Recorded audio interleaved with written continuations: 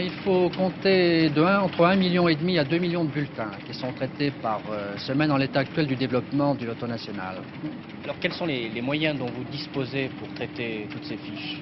Alors, les moyens matériels, comme vous le savez, sont assez importants et il y a environ 275 personnes qui sont intéressées par le traitement du jeu chaque semaine. En ce qui concerne l'électronique, les machines dont vous disposez ici, combien faudrait-il d'opératrices s'il n'y avait pas ces machines pour trier toutes ces fiches?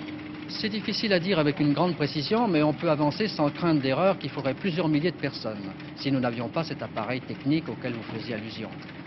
Alors, en ce qui concerne les jeux de hasard, on pense souvent à la fraude. De quels moyens disposez-vous justement pour empêcher cette fraude en ce qui concerne le loto?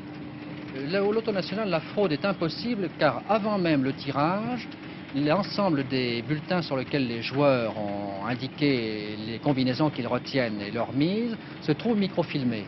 Et ces microfilms sont enfermés dans un coffre-fort bien avant le tirage, ce qui fait qu'il est impossible, bien entendu, d'opérer une modification quelconque sans que la comparaison faite après le tirage entre le bulletin fraudé et le bulletin réel ne fasse pas apparaître la fraude. Combien de temps faut-il compter pour toutes les opérations avant d'avoir les résultats et de connaître les gagnants? Après le tirage, il faut plusieurs heures. Le résultat est connu dans l'après-midi du jeudi et il paraît naturellement dans la presse ou à la radio le soir même.